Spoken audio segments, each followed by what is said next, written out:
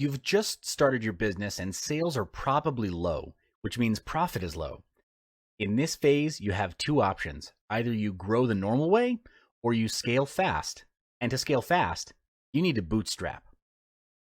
Bootstrapping means using existing resources to scale and grow the company instead of relying on external resources or money. This is beneficial to the business because bootstrapping forces you to think outside of the box and, in the end, realize there was no box to begin with. It's not the lack of resources that stops business owners from moving forward or innovating.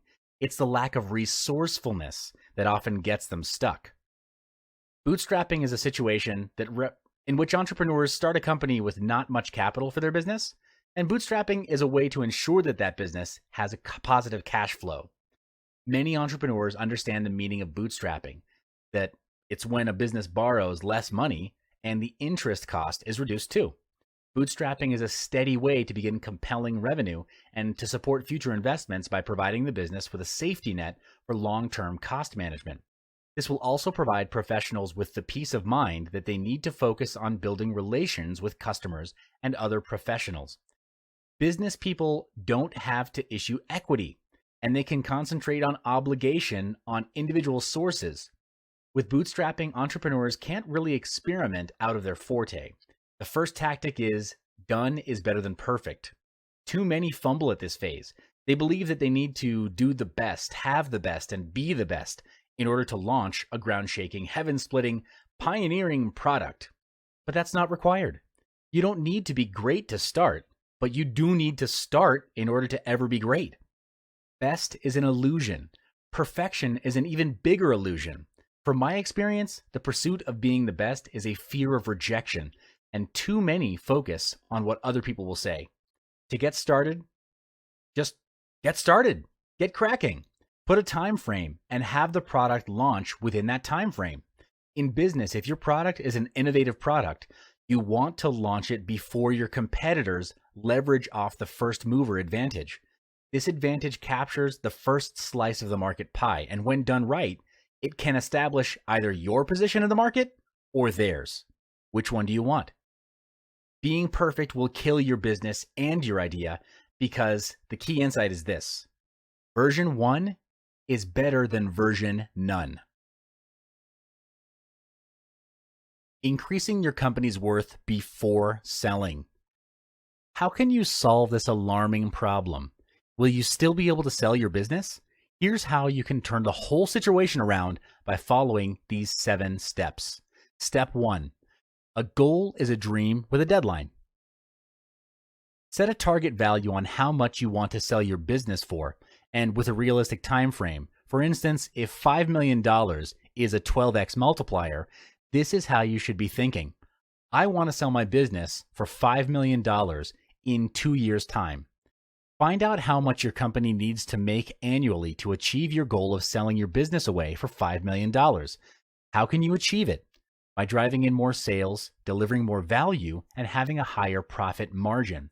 Step 2, bring in more sales. Create recurring revenue. Why isn't your business making money? Is it because your products or services are not fulfilling customers' expectation? Or could it be lack of sales? If it is, hire a sales team and a marketing team. The sales and marketing team's aim is to bring in more revenue for the company, increasing the annual earnings of the company. Have a manager for each team to manage their progress, and each of them is to report to you on a weekly basis. They should also propose ways to bring in more potential clients and maintain existing customers. Improving the customer's experience with the company is to make them raving fans of your company, and you need that kind of free press. Step 3, cash flow is king.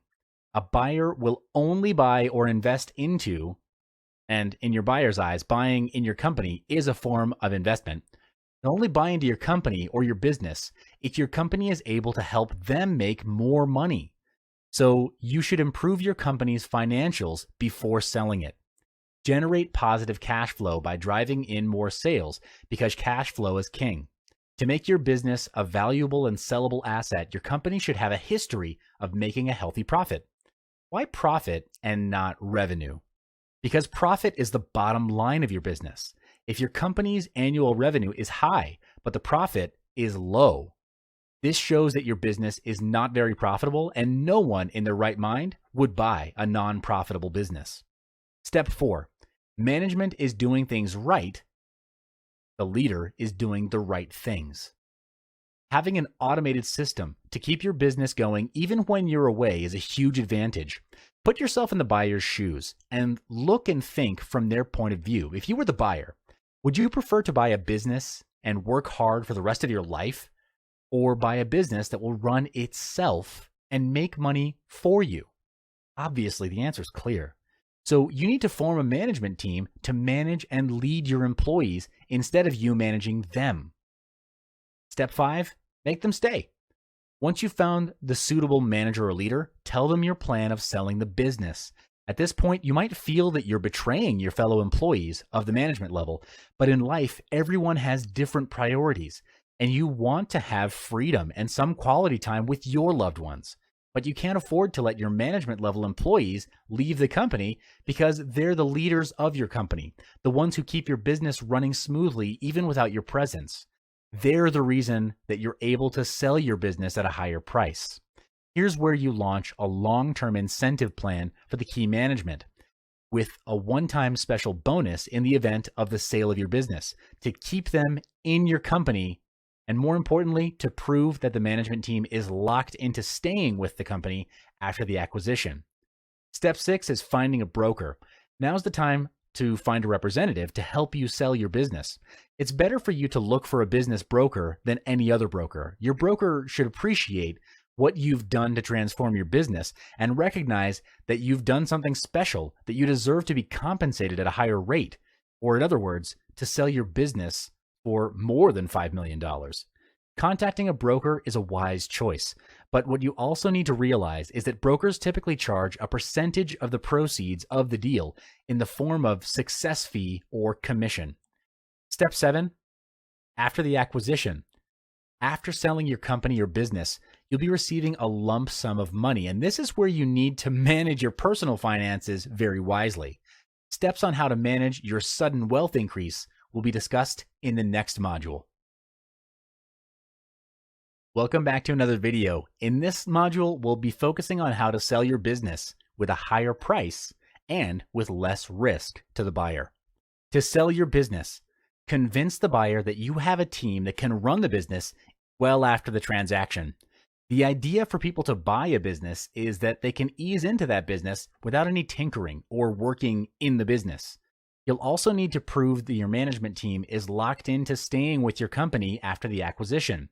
Next, you need to calculate your company valuation. There are several ways to do that, and in this video, we'll really only cover 2. The first is enterprise value, or EV, over earnings before interest, taxes, depreciation, and amortization, or EBITDA. The second way is P over E, or price to earnings ratio.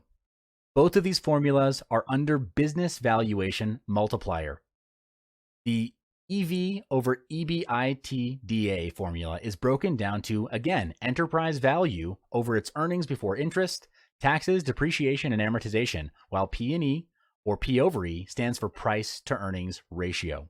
We'll talk more about it in the next module. I'll see you there.